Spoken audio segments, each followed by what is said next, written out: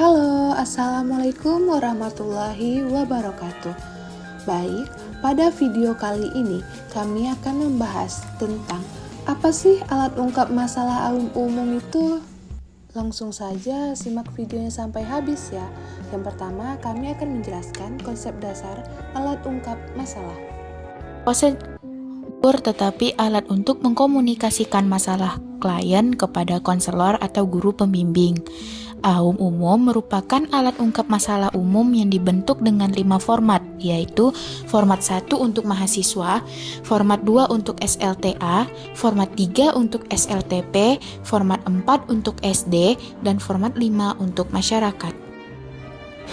Ada 11 bidang masalah yang tercantum dalam AUM umum, yaitu yang pertama adalah perkembangan jasmani dan kesehatan, kedua adalah keuangan, lingkungan, dan pekerjaan, ketiga adalah kegiatan sosial dan rekreasi, yang keempat tentang seks, pacaran, dan perkawinan, yang kelima adalah hubungan sosial dan kejiwaan, yang keenam adalah hubungan pribadi dan kejiwaan, yang ketujuh adalah moral dan agama, yang kedelapan adalah rumah dan keluarga, yang kesembilan adalah masa depan pekerjaan dan pendidikan, yang 10 adalah penyesuaian terhadap tugas-tugas sekolah, dan yang terakhir adalah kurikulum.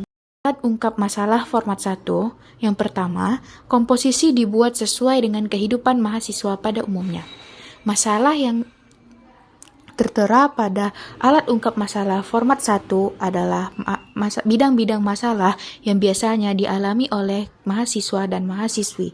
Yang kedua, hasil penggunaan AUM umum format pertama bagi mahasiswa dan dosen adalah untuk memberikan peluang mahasiswa dalam memahami masalahnya dan menggunakan layanan bimbingan konseling yang ada di kampusnya. Ketiga, digunakan secara perorangan dan kelompok. Hasil dari tes AUM format pertama bisa saja dijadikan konselor dalam bentuk individual dan bisa juga digabungkan hingga menjadi dalam bentuk kelompok. Dan pelaksanaan alat ungkap masalah format pertama dapat dilakukan secara individual ataupun kelompok. Yang terakhir, menggunakan asas kekinian, yaitu penggunaan 1 minggu setelah hasil AUM umum format 1 dikeluarkan. Hasil dari AUM format pertama hanya berlaku selama 1 minggu dan konselor pun wajib mengolahnya selama 1 minggu setelah tes dilakukan. Apabila telah lewat, maka hasilnya secara otomatis. Alat ungkap masalah format 2. Komposisi dibuat sesuai dengan kehidupan peserta didik SLTA. Daftar alat ungkap masalah yang tertera adalah bidang-bidang masalah yang biasanya dialami oleh peserta didik SMA ataupun SLTA. 2. Digunakan secara perorangan, kelompok, ataupun klasikal. Alat ungkap masalah format kedua bisa dilangsungkan secara individual atau perorangan, kelompok, ataupun secara klasikal. Dan konselor pun dapat mencari hasilnya melalui perorangan atau mengkelompok-kelompokkan menjadi dalam beberapa kelompok. Ketiga, menggunakan asas kekinian, yakni penggunaan 1 minggu setelah hasil AUM umum format 2 dikeluarkan. Nah, jadi di sini hasil dari alat ungkap masalah format 2 hanya berlaku selama 1 minggu setelah hasil dikeluarkan, dan konselor dapat mengolah perencanaan layanannya hanya selama 1 minggu setelah hasil dikeluarkan. Apabila lewat dari itu, maka dianggap tidak sah lagi. Hal ini dikarenakan permasalahan yang dialami oleh setiap manusia bersifat statis atau akan berubah-ubah. Kelebihan AUM 1. Bersifat efisien karena dapat dilakukan secara perorangan, kelompok, dan klasikal.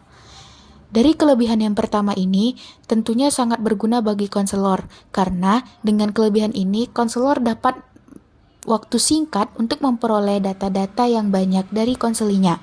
Kedua, akurasi data yang memiliki validitas yang tinggi dan reliabilitas yang tinggi. Hal ini dibuktikan melalui uji validitas dan reliabilitas yang dilakukan oleh Prayitno dan kawan-kawan sebagai tim pengembang dari alat ungkap masalah format 1 dan alat ungkap masalah format 2. 3. Memudahkan konseli mengenali masalahnya. Dari segi fungsinya, sangat memudahkan peserta didik dalam mengenali dan mengemukakan masalahnya. Hal ini dikarenakan adanya penyediaan butir permasalahan yang banyak dan memudahkan konseli untuk mengenali masalah yang sedang dialami atau masalah yang pernah dialaminya. Yang terakhir, telah tersedia software pengolahan AUM yang memudahkan konselor. Tersedianya software program pengelolaan AUM Format 1 dan AUM Format 2 akan mempermudah dan mempercepat konselor melakukan proses pengolahan AUM Format 1 dan AUM Format 2. Kelemahan alat ungkap masalah. 1. Membutuhkan waktu yang lama untuk pengolahan hasil. Hal ini merupakan konsekuensi dari banyaknya jumlah bidang masalah dan jumlah butir pernyataan masalah yang tersedia, sehingga konselor harus mengelompokkannya satu persatu menjadi sebuah bagian. Kedua, data yang diungkapkan bersifat data yang masih umum dan tidak secara khusus. Karena bentuk dari peta masalah dan banyaknya masalah yang dialami pada setiap bidang, sehingga untuk mendalami pemahaman terhadap masalah peserta didik, konselor wajib mengkombinasikan dengan metode-metode asesmen lainnya. Peran dan fungsi konselor. Pertama adalah perencanaan. Perencanaan adalah mulai dan menetapkan tujuan dari pelaksanaan asesmen, menetapkan peserta didik sebagai sasaran asesmen, menyediakan buku dan lembar jawaban alat ungkap masalah sesuai dengan jumlah peserta didik atau konseli yang menjadi sasaran, dan yang terakhir adalah membuat sasaran layanan asesmen alat ungkap masalah umum. Kedua adalah pelaksana, yang dimana memberikan verbal setting. Verbal setting yang dimaksud adalah menjelaskan tujuan, manfaat, dan kerahasiaan data dari alat ungkap masalah umum, yang dimana akan memandu peserta didik dalam cara mengerjakan, sehingga dapat dipastikan seluruh peserta didik dapat mengerti dan mengisinya dengan benar. 3. Pengolah.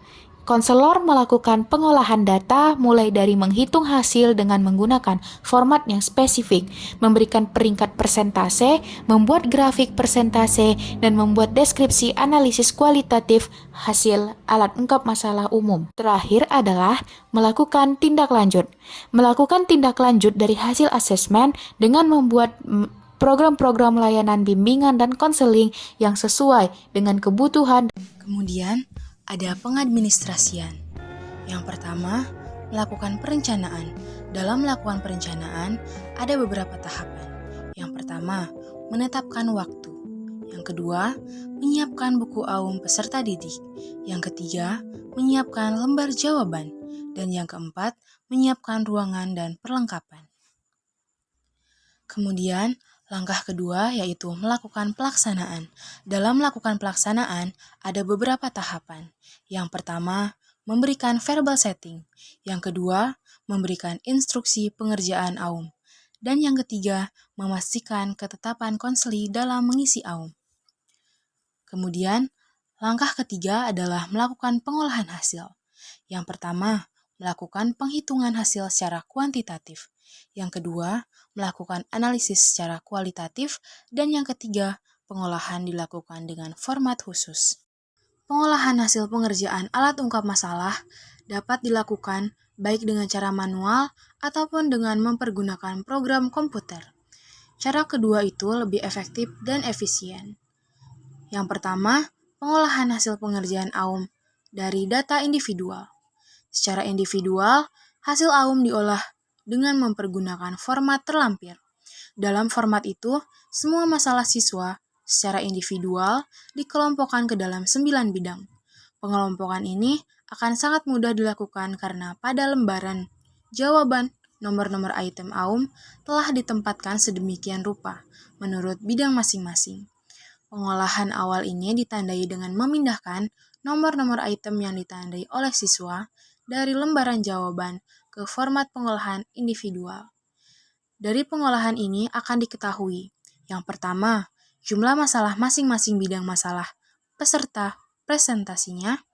Yang kedua, jumlah masalah yang dirasakan amat berat untuk masing-masing bidang masalah. Dan yang ketiga, kepada siapa siswa-siswa bersangkutan ingin mengkonsultasikan masalah mereka. Hasil pengolahan data individual bersifat rahasia. lembaran jawaban Aum harus dipelihara kerahasiaannya dan harus disimpan rapi, atau dalam himpunan data cumulative record, dan hanya guru pembimbinglah yang dapat mengakses lembaran jawaban tersebut. Lembaran jawaban yang tidak akan dipergunakan lagi lebih baik. Yang kedua, pengolahan Aum data kelompok. Caranya dengan memindahkan jumlah masalah yang terdapat pada format individual untuk semua siswa dalam satu kelas. Kemudian dicari jumlah keseluruhan, persentase, dan rata-ratanya. Dari pengolahan itu akan diketahui yang pertama, jumlah keseluruhan masalah dalam bidang masalah masing-masing yang dialami siswa dalam satu kelas, jumlah masalah tertinggi dan terendah serta persentasinya. Yang kedua, jumlah masalah yang dialami per siswa di kelas itu. Yang ketiga, jumlah masalah yang berat dan jumlah rata-ratanya per siswa. Dan yang keempat, gambaran menyeluruh dalam kelas tentang kepada siapa siswa para siswa ingin membicarakan masalah-masalahnya. Dari kelompok, tidak serahasia data individual. Namun demikian data itu tidak boleh diletakkan di sembarangan tempat atau dibicarakan secara bebas dengan siapapun. Data kelompok tidak perlu disimpan dan dipelihara secara rapi. Menyampaikan hasil pengolahan. Untuk menyampaikan hasil pengolahan alat ungkap masalah Aum umum kepada siswa atau sasaran layanan dapat menggunakan pendekatan komunikatif yang inovatif dan pendidik. Yang pertama, kita bisa menggunakan bahasa yang jelas dan sopan. Ketika menyampaikan hasil pengolahan Aum umum, penting untuk menggunakan bahasa yang mudah dimengerti siswa agar mereka dapat memahami hasil evaluasi dan refleksi diri. Bahasa yang jelas, sederhana, dan tepat sasaran memudahkan siswa dalam memahami hasil asesmen diri mereka, sehingga bermanfaat untuk mengembangkan diri yang lebih baik. Yang kedua, tampilkan hasil yang transparan dan terbuka. Jelaskan kepada siswa tentang kategori atau era tertentu yang membutuhkan perhatian lebih, namun tanpa membuat mereka merasa dihakimi. Gunakan kata-kata yang mendorong siswa untuk memperbaiki diri. Transparansi dalam menyampaikan hasil asesmen membantu meningkatkan rasa percaya siswa dan mendorong mereka untuk mengambil langkah-langkah perbaikan yang diperlukan. Yang ketiga, berikan rekomendasi berdasarkan hasil Aum. Setelah menyampaikan hasil, sediakan saran-saran praktis yang bisa mereka lakukan. Misalnya, jika Aum menunjukkan siswa memiliki masalah dalam manajemen waktu, berikan tips sederhana tentang cara mengambil waktu dengan lebih efektif. Rekomendasi berbasis data asesmen bukan hanya memberikan arahan yang jelas, tetapi juga memberikan panduan realistis dan terukur untuk memperbaiki diri. Yang keempat, sampaikan dengan sikap empati. Sampaikan hasil asesmen memerlukan sikap empati agar siswa merasa didukung dalam upaya memperbaikan diri. Sampaikan Anda menekankan bahwa tujuan dari asesmen ini adalah untuk membantu mereka. Sikap empati dalam menyampaikan hasil asesmen menunjukkan perhatian terhadap kesejahteraan psikologis siswa, yang sangat penting dalam proses konseling. Bobby Valentino.